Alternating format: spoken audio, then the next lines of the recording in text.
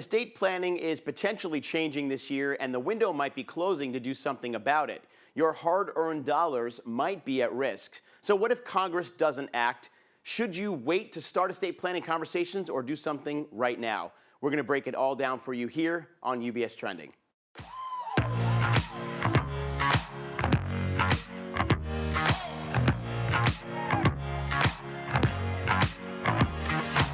Hi, everybody, and welcome to UBS Trending. I'm Anthony Pastore. I know that intro probably perked your ears. It certainly did mine. And who better to talk about this than my two incredible colleagues and friends, Ainsley Carbone and Sandrea Brooks. Good to have you both here in the studio.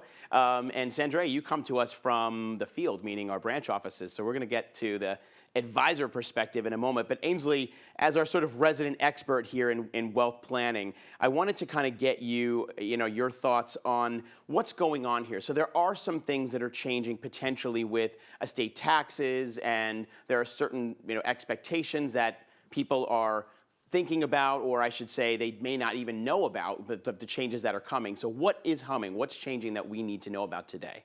Yeah, so there's definitely some stuff that could potentially be on the horizon, but let's think about where we're at today. So in 2024, an individual could give away $13.61 million during their lifetime or at death and have that not be subject to gift or estate taxes. This is kind of what we refer to as the lifetime gift and estate tax exemption. Certainly a mouthful, but you'll hear that throughout this conversation. Mm-hmm. And so that's the amount that it is today. It's at a historically high amount, and it's scheduled to increase in 2025, potentially, depending on what inflation does. But then in 2026, right now, the Tax Cuts and Jobs Act is scheduled to sunset at that point. And so in 2026, these historically high lifetime gift and estate tax exemption amounts could fall to about half of what they are today, potentially. It's going to adjust for inflation, so we'll see. But the bottom line is right now we have an incredible opportunity that could soon be out the window. We have an opportunity to make gifts and set up our estate to give to our heirs or charitable organizations, and we have the opportunity to do so without having to pay as much or potentially any gift or estate taxes. And if we don't take advantage of this little opportunity, then it might go out the window. Right, because as of right now, if it does sunset by 2026, it's essentially going to get cut in half, that lifetime gift exemption. Correct. Right. So Sandrea, I'm glad to have your perspective today because you sit with many of our financial advisors on the East Coast region and the Northeast region. What are you hearing from them? What are their clients talking about? Obviously, there are estate tax attorneys that are also involved in this, so that doesn't really count. We're not talking about that. We're talking about the financial advisor conversations. What are you hearing from our clients? Absolutely. So, Anthony, this is the time of year where financial advisors are having that annual review conversation with their clients and really planning for the year ahead. In these conversations, it presents the perfect opportunity for those with an estate or their net worth close to, at, or over that lifetime exemption amount to have that conversation to figure out the best strategies to potentially reduce or eliminate any tax liability. And just to make sure that I'm clear, any federal estate tax liability. Mm-hmm. And so when we think about it, the question is, well, why is this important now? As we've seen in the past where exemption is set to decrease, estate planning attorneys are often overwhelmed with clients that are trying to do the same type of planning. So you really should not assume that you can engage your estate planning attorney midway through 2025 and accomplish significant planning. And let's say you are able to accomplish significant planning.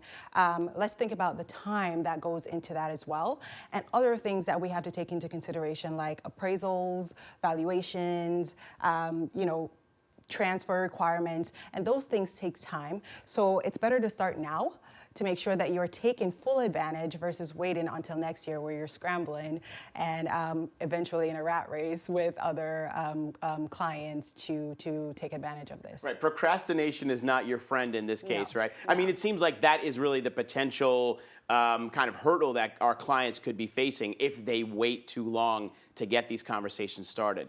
Thank you, Sandrea. That's very helpful. And, it's like also sometimes you have to give people exactly the what for and say, look, start it now, because if you wait, it's going to be a real, like you said, race to the finish and a scramble. And nobody wants to be in that, especially when it comes to important things like your estate plans and all that. So, absolutely. And before you move on, I know that sometimes the topic of estate planning feels like doom and gloom. We don't want to talk about what happens when we pass away.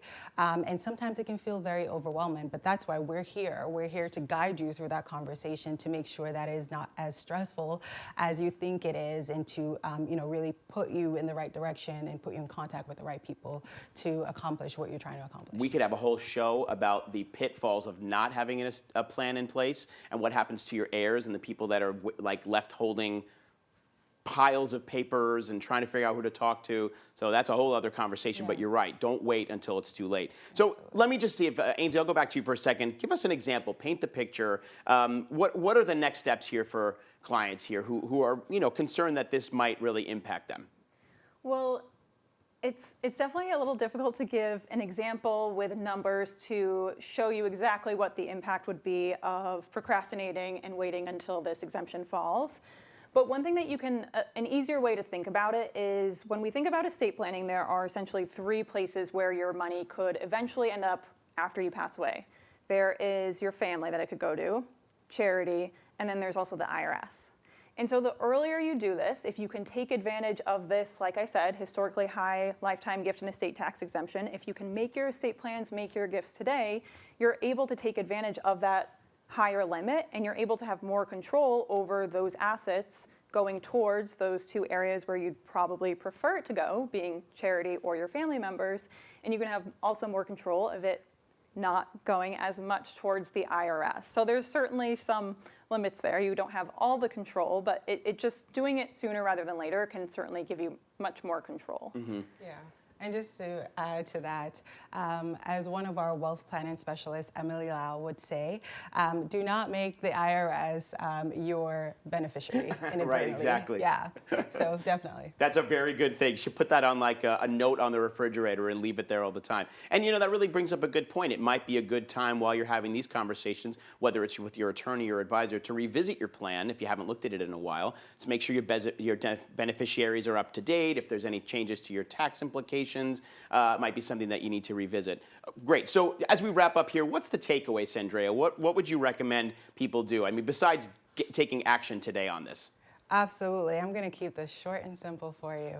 If you fail to plan, you're planning to fail. Wow. If you fail to plan, you're planning to fail. Put that on the refrigerator right next to the IRS Absolutely. line. I like that. Ansley, anything to add? Not as short and sweet, but one thing I will say is right now we're talking about very large numbers, or at least to myself they seem large. We're talking about 13.61 million, 27.22 million is what a family or a couple could give away today. But it's going to fall. It could potentially fall in half. And even if you don't have, let's say, half of that today, think about where your assets are going to grow over your lifetime. If you have years left or decades left, that amount could be much higher. And so if you think and have a longer term view, you could understand and see that you could potentially fall into an amount that has potentially a taxable situation on your estate. And so the earlier you plan, the more likely you are to understand that you could potentially be exposed to that tax, and the more time you'll have to prepare. Right. Yeah, somebody like me might be sitting here saying, I don't think I'll ever amass that amount of wealth, but you just never know, especially over time. And if markets are, giving as they have over the last year, there's a potential for a lot of people to have this impact them, depending on what the amounts are.